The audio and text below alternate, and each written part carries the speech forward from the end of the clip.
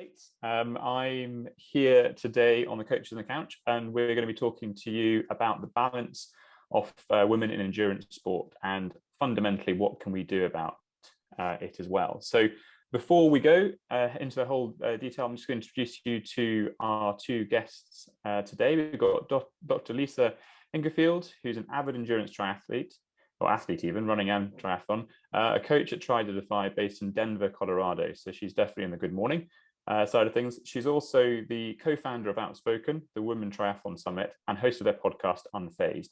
Lisa is a co-owner of Shift Sports, who help organizations improve their reach and profitability through practices designed to increase diversity in both organizational culture and also the clientele which they have.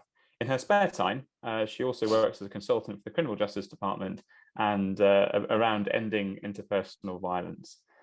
So welcome, Lisa. Thank you very much for joining us. And we also have Katie Huey, who recently won the BBC Sports Personality of the Year Unsung Hero Award for London in 2018, in December 2018, after funding Hackney Laces Football Club, which brings girls and women together to play and develop their football skills, which was an area which she recognised was lacking at the time when a few people came up to her and asked for some help in doing a bit of football. It began with 5 members and now boasts over 500, I'm told today, and has sister clubs around London. And did I see as well one in Manchester just launched recently, Katie? Yeah, we launched Manchester Laces this week. There we go. So another one as well. So congratulations there. Katie is also on the global board of Park Run, and when she has some spare time, also races in triathlons. And then we also have myself and Alan. So welcome, Katie and Alan as well. So I think we want to start off and kind of have a bit of a conversation, really. It fell really nicely that we planned this conversation prior to the article coming out, but the Independent newspaper launched an article about 2 weeks ago saying that there is a perfect sport, which is triathlon, because that's totally balanced and fair. And there's definitely some points in that article which are worth highlighting. Triathlon does seem to have great things around equal prize money. It is run by a woman in the ITU, and it is now with the PTO kind of fighting for maternity pay as well and equal pay. But is the sport of triathlon, let's go for triathlon first, is it actually an equal sport, and is it sort of a paragon and should be put onto that pedestal? Lisa, should we start with you? Sure. It's a big question and it's a bit complicated because I think that triathletes like to think of triathlon as equal because of that prize money piece, but I feel like that is not the whole story. It's really easy to stop there because so many sports do not have equal prize money, right? Folks are like, well, we're done in triathlon. But really, when we look at attendance, participation, sustained participation, right? Not just doing one triathlon and then piecing out.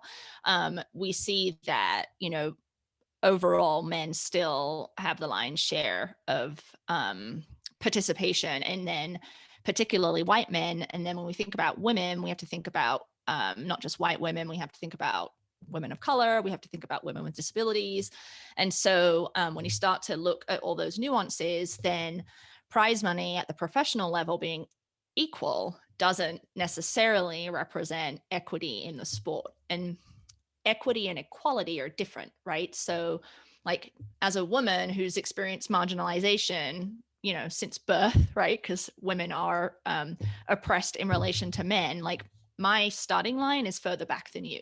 So even if you give me equal pay, like I'm still behind you, right? As a guy, because I have further to go because I've been held back by systems of oppression that favor men over women. So I think that we really just need to have a more nuanced conversation that recognizes that historical context and how that brings us to today.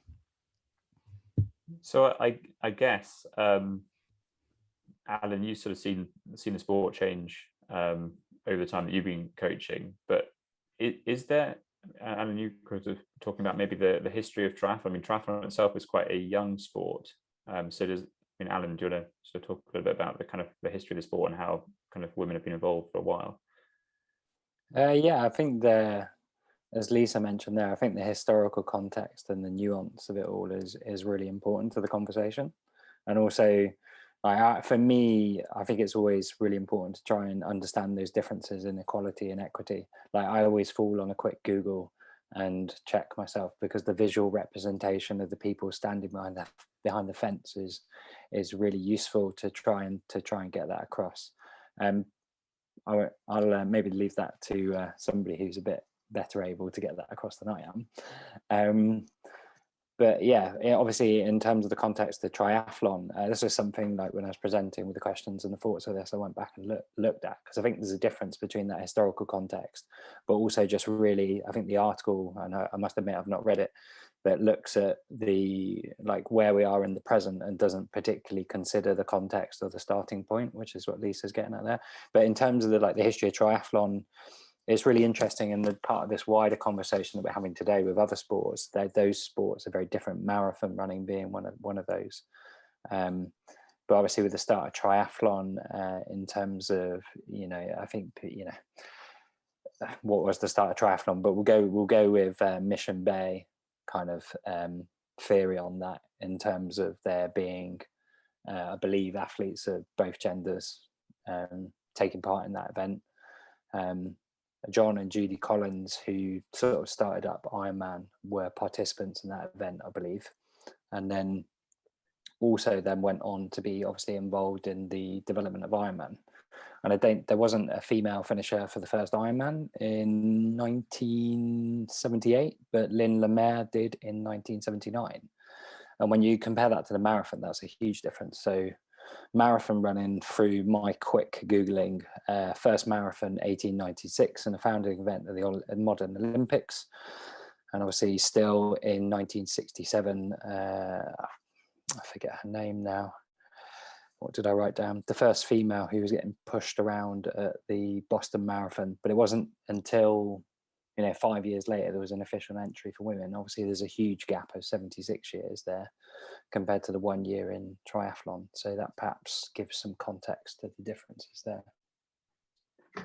And I guess one of the big sports in terms of differences, Katie, would be football. And from your position, being involved in two very different sports, clearly you had to go your own way and make your own club, plural now, just to make it happen so that there was something for women in the sport. How do you look at it from that outsider but also insider's view in terms of the sport of triathlon? I think there's a few things, but the first is, if we look kind of what both Alan and Lisa were saying about the history and looking at equality versus equity and how sports evolve, I think the wider social determinants of a gender-based role have influenced how so many women and girls experience sport. So if I'm looking at football, the women playing football in the UK was banned for 50 years. The governing body was women can't play football. And that's quite similar, I think, to the marathon journey of women can't participate in this marathon. Everyone's seen that narrative. And so although football is different to triathlon, and triathlon is a young sport and started out in that kind of equal footing or deliberate trying to be equal, I think there still are those wider social determinants of gender-based roles in sport and the barriers that are stopping people. So in football, I set up my own club this 10 years ago, and we quickly grew into 3. We're now 4. But even to this day, people don't like the fact that we are a girls-only club. And people don't like the fact that we have found our own funding and are able to be sustainable, because they really want to pull us in to the governing body, because they really want us to be on a talent pathway. And we're trying to say sport is for sport. And if our girls go on to become elite athletes, amazing. We're there to help them on the journey, and we're qualified to get them there. But they should be able to have an exit path. They should be able to get there. And it's obviously one of those sports that doesn't have equal prize money on any level. But I think it's very similar. There's a similar analogy across triathlon to football and in other sports, is even with the best intentions, and even if you design a system, you are still up against so many societal barriers that are saying you might not have the spare time to be able to train the way that you need to because of the expectations that are put on you in your job or in your family life. You might not be able to have the same access or transportation to get to the place that you need to. And you also have that pressure of cultural norms, like that woman running the marathon being pushed around of like, you shouldn't be here. It's the same with access to football pitches. It's the same in some instances, I think, with triathlon. If you can't see lots of women competing, you might not see that as a space for you. So I guess one of the big questions we have to go back to then is the article fair? I mean, it's obviously trying to make the point that it's, you know, it's better than other sports, but kind of it's labeling itself as kind of, it is the perfect answer. And I'm sort of hearing what everyone's saying and saying it's a step in the right direction, but it's definitely not there yet, and nowhere near. But I mean, is that a fair analysis based on what we've all just said? I feel like the intentions are right, and but I also think that it's not as fair because we're thinking about it in terms of I think we can't just talk about it in terms of the one dimension of like women and women participating, women getting prize money. It's very intersectional. So it's also really like, in theory, being able to swim and run, you don't need any money. When we start talking about bike or kit, then you're like, oh, does the sport appeal to a certain demographic of society? And then you're going, a lot of triathlons, a lot of triathletes are white, middle-class participants, including women.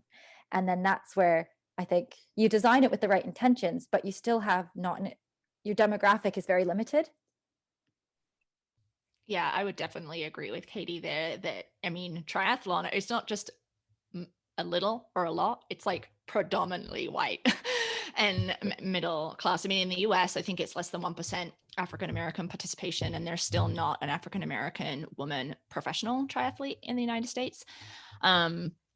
You know, and that's a problem. That's not because they're African-American people do not want to do triathlon, right? That's because the system of triathlon was not set up to support a diverse set of people, right? It was created by white people. And so white people with their white people glasses created a white people system. And that's not malicious necessarily, right? It's just kind of how it happens. And that's true of many systems in our society, from sport to politics. So, I do think that the intersectional piece is really important. When we talk about women, we have to talk about women who have different identities. And then the cost is such a big deal. You know, and women earn less on the dollar or the pound than men, right? So they have less access to disposable funds. To Katie's point, that they're still, even in 2021, the primary caregivers, whether that's for young people or older adults, that still falls largely on their shoulders. And then if we think about the pandemic, women have been disproportionately affected in terms of their time in employment. So women have lost more jobs than men in the pandemic. And some experts are saying that to gain that back, it's going to take decades, right? Because it's taken decades to get to the point where women have some kind of representation in employment spheres. And that all just collapsed for the pandemic. So then how exactly are we going to encourage women to participate in not only triathlon, but other sports when they don't have the free time, they don't have the money, right? And there's no good childcare, at least in the United States. Childcare is appalling, right? It's still different in the United Kingdom. And then that's not even, you know, women who don't have kids still struggle, right? Because of these other burdens that Katie identified. And then when we break that down by race, we break that down by class, we break that down by ability, right? It just gets harder and harder. So should we really be looking then I mean, that article, as we said, it was with good intentions, and clearly it's a nice thing to hold on to. We have to look at the age groupers, not the professionals, to really have an understanding of whether or not the sport is actually fair on both sexes, and actually able to sort of say, yeah, this is the perfect sport, is when you start looking into the age group barriers rather than the professionals.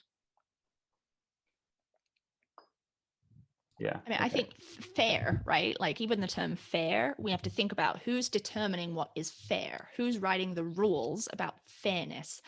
I mean, the NCAA, I don't know if you know about this, if it's made it news in the United Kingdom, but the NCAA, which I don't remember what that stands for, but it's college sports.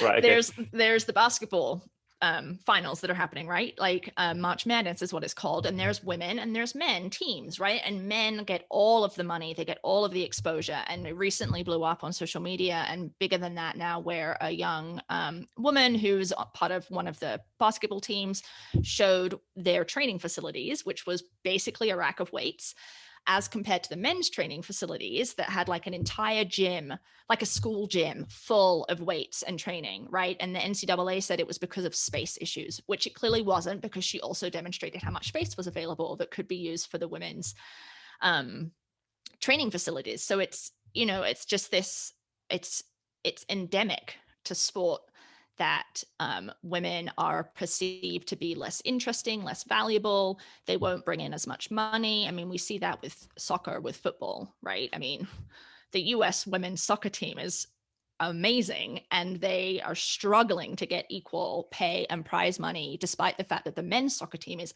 absolutely atrocious.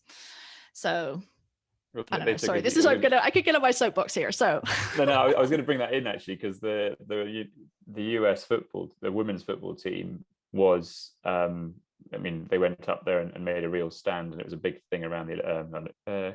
It wasn't the Olympics; it was the World Cup. It wasn't, Katie? You might know more and jump in, so please do. But they were kind of making a real statement there, and I think they tried to sue them. Yeah, they sued their governing body for discrimination because they bring in more crowds, more money, more participation, more rights, more broadcast, everything. Yet for some reason the men's team was being paid more, but they weren't qualifying for anything. And that is like one example, I think, of many women's teams, like the NCAA example, where they're trying to turn the head and say, actually, why hasn't anyone thought this through? Like in football, I will go and play lots of games, or I'll take my teams to play games, and there are legit no female changing rooms. They've just never designed football grounds to have female changing rooms because football wasn't allowed for women. And this is now like, we'll go places and there's nowhere for us to change. But to your point, Phil, about like looking at age groupers and fairness, I think something I see so often, and I'd love to hear if, like, Lisa, you see this too, but people say that there just aren't enough women interested in the sport, or they're not enough. Like this year we had 5% more participation because we deliberately targeted women, or we deliberately targeted people from marginalized backgrounds. And that's something that I struggle to sit with, because like we are oversubscribed in my football club. We don't have the capacity to expand, but everyone, even to this day, when I meet people, they go, women don't really want to play football. It's not they don't want to play, it's there's barriers to entry. So those barriers to entry, I think, will also apply to people wanting to become age groupers, but it hasn't been designed in a way that's worked out what those barriers are, so why they're not in the sport. So all the statistics we see about like there's 60% less participation of girls and women in this sport, it's definitely not because they don't want to. Yeah, like 120% agree with that. That's the same issue here in the United States, you know. And I think about, I mean, I'm not an expert in this specifically, but girls coming up through puberty, they experience, well, a lot of social pressure around their body as it develops. They also experience a shift in their ability, their speed, right? So a lot of young girls drop out of sport because they're not encouraged to stay in, and they get demotivated. And it's just, you just kind of have to hang on through puberty, but they're not getting coached. They're not getting supported with that. So then you have this massive drop off kind of at that like 11 to 14-year-old for girls that boys don't see. And then boys are routinely also seeing themselves reflected in local clubs all the way up to professional sports. And, you know, and then it comes back to Katie's point around, well, girls and women just don't want to play sport. And that's just BS. Like, that's just complete BS, right? That's an excuse to try it because it is perceived as too hard to really do the work to open up sport to folks of all genders. I do think the one place that, the one thing I love about triathlon is like, you can do it. I can be on the same start line as my husband, and I do the same distance as him. And something that I really struggle with, both when like they try to tweak the rules in football of, oh, should we have smaller nets for women, or should the game be less time? Or in the cross country championships here in the UK, where they're like, oh, these 13-year-old girls can't run the same as 13-year-old boys. It's that the fairness in triathlon, I think, comes from the standardization and like the amalgamation of everyone. Whereas I think a lot of sports by design try so hard to segment by gender. So yeah, thanks. So like I think it's really important with these conversations to like stay on point. And I think this idea of fairness, but I think in terms of fairness about what we're discussing, what we're assessing and what we're bringing into the conversation is really important. So like the historical content, are we talking about the historical context, or are we assessing what's going on in the present? Or like, are we assessing societal norms, or like, you know, because there's the whole society construct, blimey, like we were saying before we got going, if we started to drag that in, we'd be here forever. But it all ends up very complex, and it all ends up quite noisy in terms of the conversation for me. And I think what Lisa said last in terms of like just flagging up in terms of the BS, especially with junior female athletes, is really important. I think that. Sorry, Alan, we just lost you there. Do you want to go again? I was just saying it might be over ambitious to solve society's issues, but with junior athletes, I've definitely experienced that at a high performance level, there is that support there for juniors, that obviously going through puberty and everything that comes with that in terms of the challenges for female athletes. But I don't think in the mainstream world that support there is for girls. It's just not there. It just doesn't exist, and drop out in terms of participation is huge.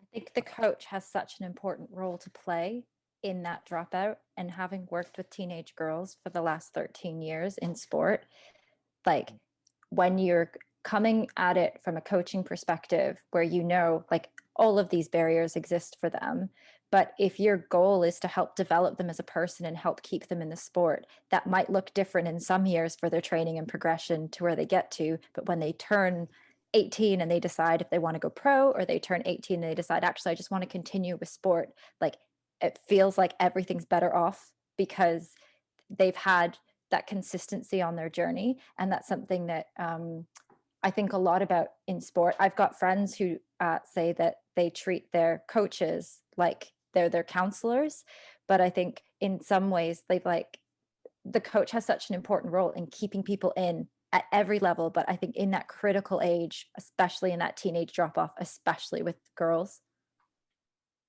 So that's something I was going to bring in, because I mean, I raised it as a stat, but I think women are less active than men, and 60% of men don't meet the recommended daily amount of exercise. And I'll be saying that going back to what Lisa said, is that just the case of at puberty, people don't know what they're doing with managing a girl through puberty and sport, and so they drop out with a combination of social norms. I mean, I could get Alan on one of Alan's rants around social media if we really wanted to. I don't know if you've got quite enough time, but you know, that kind of that drop off is happening there, which then leads into adult life, because there is, no matter how you try and put it, I agree with you, there are the people who want to do the sport, but there's also a huge dropout of people who, no matter how much, especially endurance sports, which look quite kind of, I mean, you've got to be a little bit weird to say, I'm going to go run, I don't know, 50k or something like that. I'm going to do a long triathlon, a sprint distance triathlon. Okay, how long will that take me? About 2 hours. Well, hang on a second. You know, you've got to be a little bit, I guess, different to choose to do something like that at some level. But yeah, I mean, how much is this sort of a problem which starts, and then no matter how much a sport can do is based on kind of, it's almost predetermined about 20 years ago before someone gets anywhere near the age of, I guess, where most age groupers might be thinking about doing endurance sports? I think there's mechanisms to keep people in. I think you'll naturally see that drop off, but I think there are a lot of examples of, if you look at like physical education in schools, for example, like in countries where it's mandatory throughout all of teenage years, and it's like a credit, like I grew up in Canada, you have to take PE until you're 18. By default, you're doing that, or you're not graduating from high school. Whereas I know other countries, it's just not part of it. But I think in the culture of like how we're treating sport and how we're allowing people to train, whether it's an extracurricular or whether it's in like school curriculum, I think has a huge impact on whether people stay within it, because it's a choice, right? Like people want, like you said, like people need to want to be able to train and they want to be able to do it. But I think they're more inclined if it is that consistent or it's something that they're already doing. That's a good point. It's definitely easier to keep doing something rather than restarting from scratch, let's just say. So how important, and Lisa, I'm sorry I've stolen this from your website, I think, but you put on that the name, which is that the quote is, numbers comprise only one component in successfully shifting culture. They are not the finish line. And I guess, especially as myself, that's something which I'd almost look at straight away. We looked, the first thing I did when everything sort of started, the conversations around Black Lives Matter and diversity in sport happened. I was like, okay, well, what is that in Britain? What does that look like? And it is, around about the 1% of diverse ethnic backgrounds.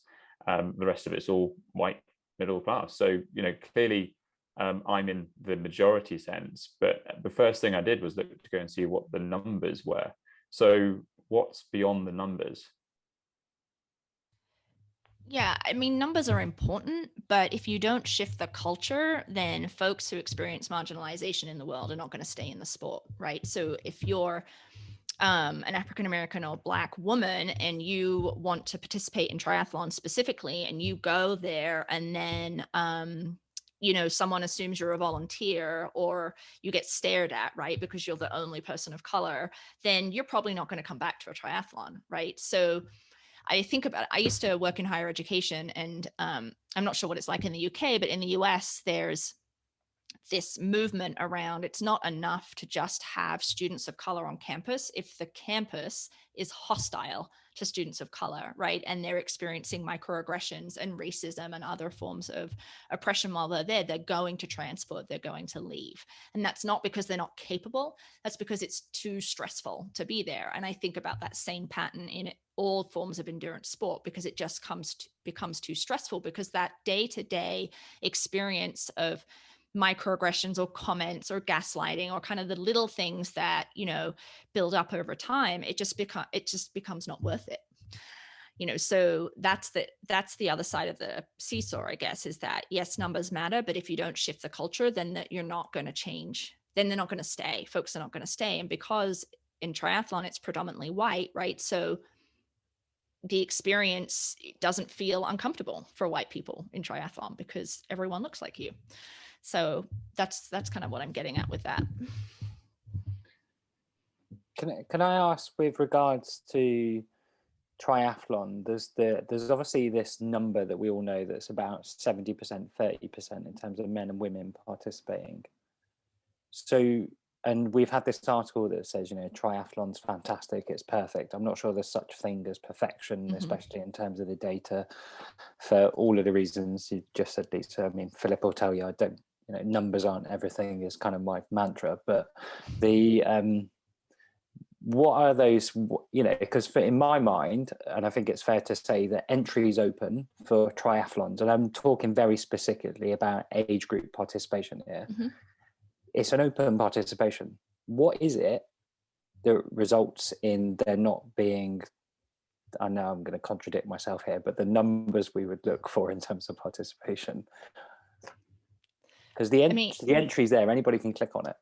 Yeah, but just because, it's that, what's that phrase around, you can't drag a horse to water or something like that, right? Just because the entry is open, that doesn't mean to say people are going to flock to it, right? Particularly if you don't see yourself reflected, even at the age group level, in triathlon or in any sport. And so then it comes back to what Katie and I were talking about earlier, which is those barriers that exist for women that don't exist for men in terms of access, right? So I can say, yeah, sure, my local triathlon, which in the United States is actually quite expensive now, but I don't have childcare, or, I don't have the money to buy a bike, or I just don't have the free time to train, right? So there are calculations that women are making that most men, not all, are not making. So that's what I mean, it's not all of it, but that's a piece of it, I think. Okay. And does childcare specifically apply to single paraphrasing. parents? Oh, I think it applies to dual parents and single parents. Okay. Like, so a guy who is a single parent who has 2 kids is probably having those same calculations, but Sure. there are fewer of them, right? And also the earning power of a man is higher still. So the access to disposable income is also more available. There are always exceptions to the rule, right? But Sure. we're not talking about exceptions, we're talking about the rule. So I just wanted to say that sorry, Alan, when you were talking about like the entries there, anyone can come and participate. Something that I've seen across loads of different registration processes. So from my role at Parkrun, when people sign up to join a parkrun, and when I look at laces and when someone signs up to come, it's the same premise of, hey, come join. Like in theory, anyone can come and do it. And I appreciate parkrun isn't an endurance sport. It might be for some who are, starting out. The people really want reassurance. So it's on average, it's 4.1 times someone from the LACES team reassuring someone before they come. So we have to say to them, yep, don't worry about kit. Yep, don't worry about location. Yep, this, yep, that. People have, how much is it? Who's going to be there? People have so many questions before they click, I'm going to turn up. And it's really similar at Parkrun of like, what do I wear? Who's going to be there? And I think throw 3 sports into one. It's like, wait, what?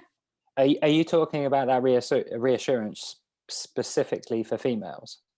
No, I'm talking about, my experience in football is only women.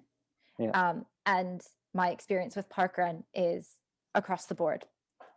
But the people who are more likely to ask those questions are people who have previously been inactive. Right, because they also don't see this, because they don't see themselves represented, right? So then they think about, well, am I going to fit there? Are people going to make fun of me? What does it feel like? Like my brother does parkrun. He lives in Liverpool, and his family do it. They do it every week. And when I was in England a couple of years ago, I did it, and I was floored by how few women were there. Floored. Like it was a big group of people, hundreds, and there were maybe 40 women. Like, I mean, I came 8th or something. I mean, that's ridiculous, right? Like, I mean, certainly I had like more oxygen because I was at sea level. High altitude training over in Colorado. Yeah, that helped. But like, I mean, I just was it was amazing to me. I couldn't believe it. And in the US, that's totally different. In a running race, there's more women now that participate in running than men, but we don't have a park run because people are always suspicious of runs that are free for some reason. So I'm not sure why that is. But yeah, I think the encouragement is really important, because that sense of belonging is what keeps people there. And if they don't see someone, then they need that external encouragement, whether that's from a friend, a race official, a coach, whatever, right? That repetitive encouragement is really important. And I guess it's also, I mean, triathlon itself, you spend most of your time in skin hugging equipment, from a tri-suit to swimming costume. Maybe you might have a baggy top to run in, but certainly not on cycling, because it's all, so everything, you can absolutely see who you are. So for anyone getting involved in the sport, and I guess that goes male and female, but certainly where image is being kind of rammed down people's throats on social media, triathlon's a horrible sport to go and do. Endurance running's probably a little bit better, although again, this probably, I mean, where you are, Lisa, is definitely going to be slightly different, but definitely in the UK, it's a very young sport.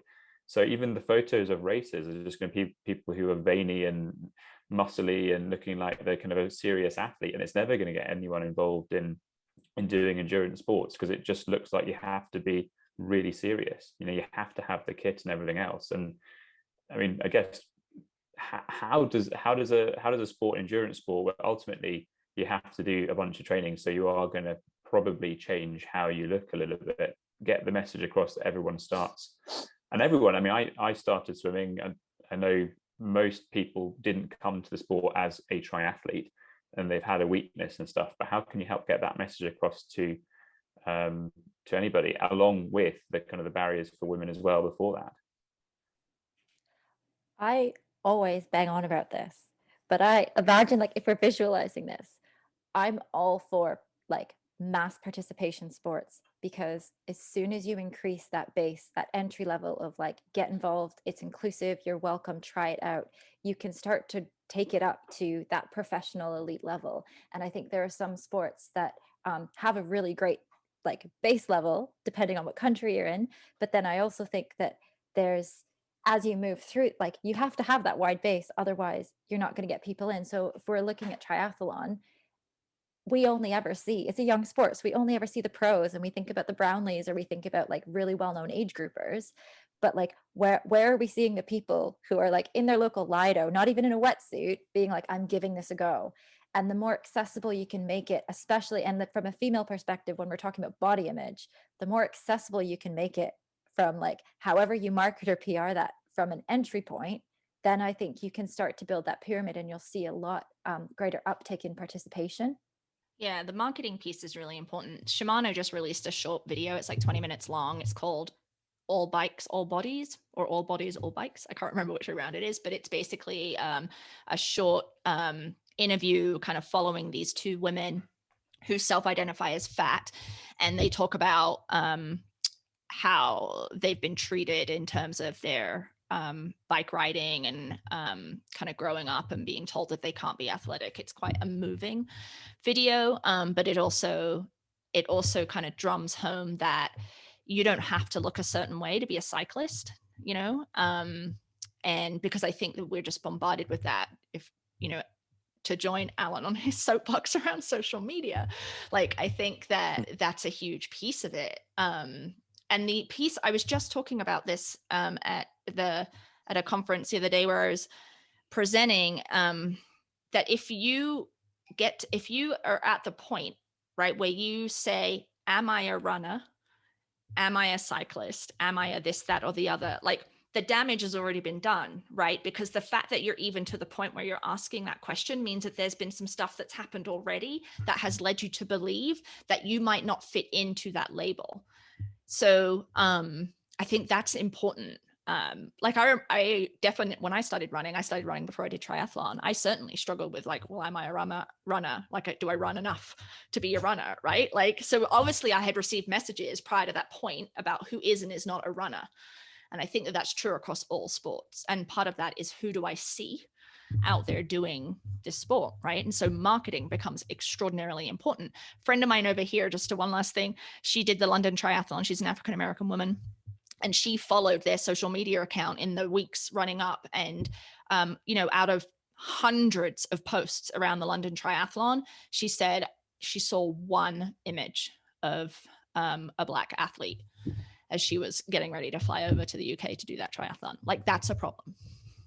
I know I was sat beside a photographer actually at Ironman, or one of the sprint relays, and he was doing work for British Triathlon, and his brief was, we need to get non-white and female athletes, and if you get both, even better. But that was his brief. He said, they don't want any photos of white men, because they have a whole bank of those, and they just don't have enough of anybody else doing the sport. So it's already sort of sending the wrong image. And that was a few years ago, to be fair. But it's I guess it's almost self-perpetuating as well, because on some way you need to get them in beforehand to have the photos, and then just have the same photo of one athlete who happens to be doing it, and you do it 10 times, and that just looks inauthentic as well.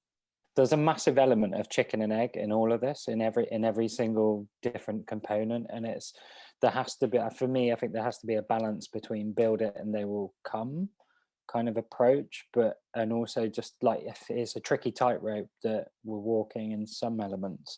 For me, the thing that stands out is the role model side of things. That's massively missing, and I come across that with the female athletes that I work with and friends over and over and for again. With regards to the marketing, I can remember a specific image around some race events. There was advertising a world championship event, and it was the male version of the poster had the guy that won, and the female version of the poster had a participant in the race. And for me, like, that's kind of there's a bit of falseness there, because actually there is the exercise, participation, that whole spectrum of taking part in the sport. But sometimes I think there's kind of mixed mixed purposes with some of the marketing that goes out. I think it's okay to say this is amazing high class performance, because there needs to be role models at that end of the spectrum, but then it's just doing so in an appropriate place. And I think some people's intent goes awry at times, and that, like you said, Philip, it's not authentic. I wanted to say about the social media part as well. So I think as a guy, sometimes for a lot of guys, it's easy to be defensive and be like, well, it's kind of our fault because, you know, we set up the sport or whatever, or historically, so we have some responsibility.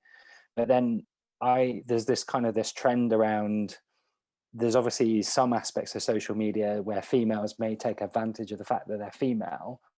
And I think sometimes to the detriment of the whole situation, play on that fact. And for me, like, it's how do we educate girls to stay in the sport in terms of participation, but also maybe like, how do we put education in place to help them support like themselves in terms of participation? I think that's a kind of an important aspect. So are you sort of highlighting the point that in social media there can be a lot of objectification around physical, basically appearance, and that goes for men and women, and that almost sends the wrong message around performance? And it's especially, I mean, surfing is the obvious conversation where, you know, that some of the best surfers in the world were wearing wetsuits because they were doing big wave surfing, and the ones who were not and wearing tiny bikinis were on the huge sponsorship packages with all the main brands. It's just the lack of authenticity at levels. I think for me, it's quite a big issue. Like where people are putting up stuff and they like, oh yeah, I'm going out for a bike ride and it's a sunny day and it's actually 5 degrees and freezing outside, but they made a certain choice of clothes and then never gone on a bike ride.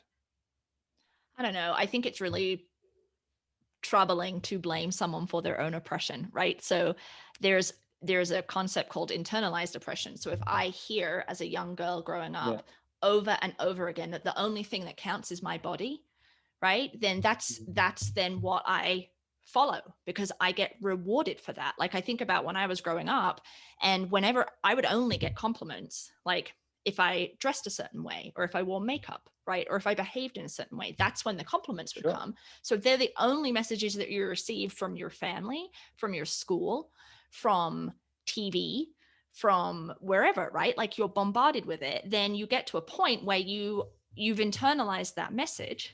And so then you just reproduce it, which then, to your point, just continues the problem, right? And so my question there is like, how do we intervene when all of that has happened? I think it's easy in terms of the coaching and the dropout support of female athletes going through puberty. But for me, like, to be able to intervene at this stage and take any sort of action in order to encourage a change, for me, I see that as being really tricky. I don't know what your suggestion would be. I think it's huge. I mean, I don't know, Katie, what you think, but to your point earlier where you said it gets messy, I think it is messy and it is complex, and we can't shy away from that, because I think that complexity has led us to this point in the first place. So it's like a wholesale shift that needs to happen in multiple places in society. But right, like if you're a parent, when are you complimenting your child who's a girl versus when are you complimenting your child who's a boy? Like, what are the messages that you're sending, right? If you're a teacher in school, who are you praising and how are you doing it, right? Because all of those things add up over time. And so it's kind of an all hands on deck, which I think can feel very overwhelming for people. And so then they just do this, right? But that is not going to solve the problem. My day job is in advertising. And the thing I say all the time is we can convince people to smoke cigarettes, which we know will kill them, right? I don't work with cigarette companies, but as an example, advertising can convince people to smoke. It can convince people to drink. It can convince all of these really bad, unhealthy, unsustainable behaviors. And it's so powerful. Yet no one's cracked how to flip that and go, actually, how can we address normalizing sport for women? How can we address normalizing marginalized groups getting into sport? Because you start to see it with some bigger brands, but I think there is this, you have to start at a place where you're showing people like that you can be an athlete and you don't have to be elite, but you can just take part. Lisa's point earlier about how long before she called herself a runner. I've done a dozen triathlons, and when Phil said I was a triathlete, I was like, no, I'm not a triathlete. I'm just someone that like enters races. And like, again, I've done so many of them, but I would never call myself that, which is like, maybe that's my own complex, but I think a lot of women share this as an identity crisis of that's not me. You having seen how fast you were in certain aspects of doing triathlons, Katie, I'm calling it. You definitely are a triathlete. It's going on my Instagram bio. Yeah, you can put it on your Instagram bio and everything else.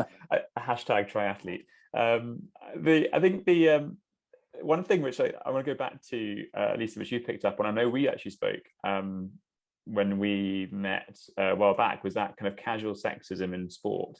And that can be just through the language that a coach might have. But the really obvious one, which you highlighted, and it went straight over my head.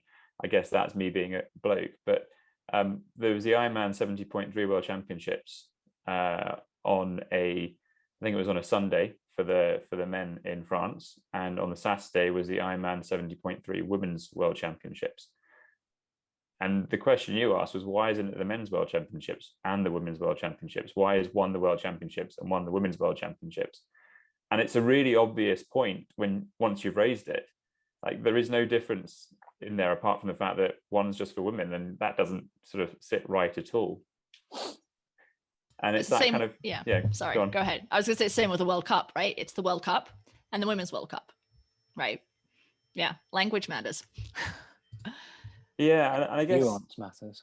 Yeah, and I think the hardest. So I hadn't even picked that up. I think now I'm a lot more aware of potentially those sort of things. But I think one of the, going back to Alan's thing, what can we do? I think the first thing has to be start recognizing and identifying where there is those blatant, in many cases, quite often accidental. I don't think anyone kind of was sat there and sort of said, you know what we'll do? We're going to absolutely discriminate against the women athletes. Again, Alan, I know the poster you're meaning. When there was the winner of the poster had the men's champion and then just a random participant, which is great, but there's a clear decision there which just doesn't quite work in terms of equity. And how are you supposed to build that sort of role model approach? So how important is that identity of or awareness of casual sexism? And I mean, Katie, how you're involved in coaching a whole host of young female athletes. How much is your work almost repairing the damage which someone said about doing, I know, girl push-ups or something like that? So much of what we do is advocacy. So to Lisa's point, this might seem really insignificant, but naming a football club here, the convention is you have the football club name and then it's ladies, or the football club name and it's women. We're laces.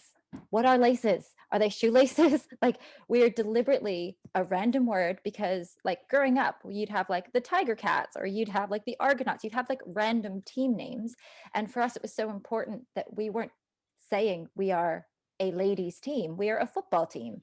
And there's, I think, deliberate design decisions that you can make, and you can advocate for that. I get all the time, I'm good for a woman coach, not I'm a good coach. I'm good for a woman coach. And then I get asked, am I allowed to coach men? I've got the same I had more qualifications to coach England than Phil Neville when he got the job. Like, there's so much, I think, that we have to point out in what we do on the advocacy side. Because like you said, Phil, people don't maliciously set out and go, this is a ladies club, or this is a woman's qualification. But the minute you have these like casual sexism microaggressions of, you're good for a girl, you're a good player for a woman, you kind of go, no, I'm just a good player. Like, they're distinctly average men that I'm better than. And I feel like we need to normalize that and take those qualifiers of woman or girl out of any form of compliment to start. I guess going full circle, going back to what you said, triathlon is in many ways quite good, except for now the 70.3s are on different days, but you can stand on the start line, the same one as your husband, and whoever gets to the finish line first. Thankfully, I don't do that anymore against Emma, although maybe at this moment in time I have a slight opportunity. But I mean, it's good because you can actually be good in your overall position, and you can have a look at that. I think that's sort of, I guess, full circle, quite a nice thing around triathlon. I guess looking at time as well, I do want to sort of see if we can put a bit of a positive thing. What is endurance sport doing, which is good? And actually, we started off essentially slating an article which ultimately was trying to say actually triathlon is doing a good thing, but endurance sports, what are the positive experiences that you may have had or you're seeing happening, or organizations, stakeholders are doing to try and really level up that I guess unfair playing field or imbalanced playing field? I know a lot of organizations who are deliberately trying to make places available to people and are actively recruiting people. And I guess this kind of falls on the equity side, but it's a lot of race series are saying, how can we make space for people to come and really try to get people out? And I think that's like one positive step towards getting people that way. I also think there's a lot of profiling of how successful women are in endurance sport, and I think that helps so much. Yeah, I mean, I think triathlon is doing okay, right? But I don't think okay is enough. So it's not that I want to blast the sport. Obviously, I coach it and participate in it, so I like it. But I think we just rest on our laurels a little bit, and that's how the status quo is maintained. So I mean, I'm definitely seeing, in trail running, organizations are working to recruit more women. So for instance, like Leadville, which is a really famous race series here in the US, it's based in Colorado. There's like the 100-mile mountain bike race, the 100-mile run race, right? Actually, an English guy has won the running race a few times, so yay. But a friend of mine did the 50-mile Silver Rush mountain bike, and I think that there were, of X 100 participants, 30 women, and they didn't proportionately address qualifications. So if you got it's either a certain time or you finished at a certain place, you got qualification into the 100-mile. And so that proportion was like, let's say like 200 to 30, right? And they didn't kind of say, all right, well, there are 30 women, but you're going to get 10 slots. There are 300 men or whatever, and you're going to get 10 slots. They said, well, because there are less women, you're going to get less slots. So all they did was just perpetuate the problem, right? But then I've seen other races do that differently, where they say, we know that there are less women doing this mountain bike race or this long trail race, and we want them to come back and continue to participate. So we're going to increase the number of slots that they get to balance out men and women in this next race, right? So that's happening. So there's some awareness, I think, from at least like kind of these longer trail races that you see in the US. I don't know how many of them exist in the UK, but that's a really positive thing. It's intentional, it's thoughtful. It's like, I don't want to perpetuate the status quo. There's a race down in Colorado Springs that's like straight up Pikes Peak, I think. And the owner is a guy, and he gave out prize money. He gave men prize money that was equivalent to the discrepancy of women's earnings. So women got like $100, say, and the men got 75, as to demonstrate the problem, right? Because the guys were like all up in, that's not fair, right? Which we ran the same distance, okay? right. But then, okay, you realize that that's not fair and it doesn't feel good. Think about how women feel like in every other aspect of their life. So I thought that was really cool that the race director did that. So that's the kind of thing I'm seeing.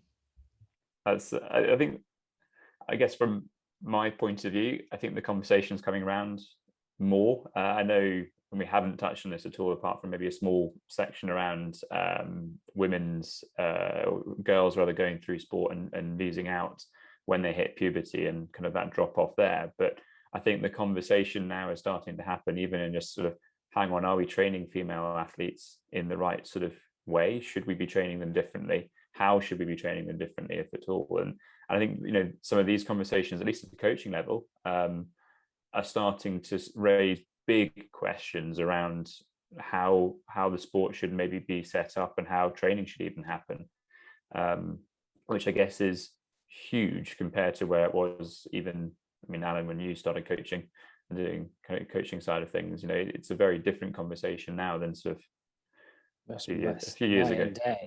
Night and day. I mean, for me, like, to build on Lisa's comments there, I think, like, going forward, the question I would like to know the answer is, those actions that you spoke about there, Lisa, but are good on behalf of the race organisers. But I think as a coach and as a participant as well, I think it would be useful for people to sort of have an awareness of what they can do as well. So those actions that they're taking, that those that extra 5% of encouragement or an action that you take that nudges the sort of the ship in the direction of travel that we want it to go, to make sure that things don't stay the same, that they don't stay the status quo. What are those things that we can do to just keep going on that trajectory? I always say that assume that you know nothing. And I say this especially when I'm working with some of the women that I coach, because I have no idea why they missed a session, or why they didn't come to training, or why they're not performing as they are. And I think very often other coaches have made assumptions as to why those are, and they start to build a trajectory, they start to build a plan, but not fully taking into account all aspects of what that young woman's going through. And I think I say to all of my coaches across the clubs that, like, don't assume you know things without confirming it, because that's one step. And one really practical thing you can do is, like, not judge or make an assumption. You're actually asking for that feedback and asking for what those reasons are of why things are the way they are, and then you can adapt their training. And could be anything from I have my period, to I need to look after someone, to I'm really not feeling this anymore, I don't like this sport. But those are all really practical things that as a coach you can address and adapt. Yeah, getting used to saying period, right? And that's a fact of life for young women all the way through, right, to menopause, and that affects the ability to train. I mean, I think women are also taught not to say it. Like, it's it's just this taboo thing, but it absolutely affects training. So that's something that male coaches certainly can get more comfortable with, but I would say that's also true for women coaches too. So yeah, saying period a lot. You'll just get used to it if you say it enough times. I think I've shocked my future sister-in-law a few too many times over a dinner table. When we start having conversations around it, my brother sat there going, "What are you guys doing?" But yeah, I think you're right. Is that normalization of women in sport? Let's keep it really, really high level. Simple. It's as simple as that. If you're going to normalize women in sport at the kind of all levels, then that's a fundamental part of it. I want to say thank you very much to both of you for joining us. I think it is interesting. I'm, as a coach, but also as a business owner, quite aware of the fact that even now we have myself and Alan sat here talking, but actually proudly we do have a fairly even representation of female coaches, but not necessarily at those higher levels of the more experienced levels of coaching. So it's an interesting thing when you look at role models and sort of how can we do more. It has to start with coaches and other athletes and bringing those up, and hopefully as a company, but also as a coach, we can do more and try and help gain more role models and get more females in positions to help inspire other athletes, and kind of that starts being more normalized. But a huge thank you to both of you for joining us. If there was one thing that you could tell not a coach but an athlete, how to sort of help encourage people to come into the sport, what would it be? Mine would be not everyone's there to win. Yeah, that's kind of close what I was going to say, actually, because I just had this conversation with someone else that we don't assume that someone can't, and don't assume that their goal is to win. Right. So it's kind of like both ends, I think, when you're talking to your friends about participating, like the normalizing, and that, you can do it. Anyone can. That's fantastic. Thank you both very much for joining us. Lisa, I hope you have a great day. Katie, thank you very much for sharing your time, and also your Godashund with us as well. He's joining in. And So small. thank you very much for your time as well. Appreciate it. And we look forward to hopefully having this conversation in a few years' time where it's normal. It's not a conversation to be had anymore. That would be an amazing place to be.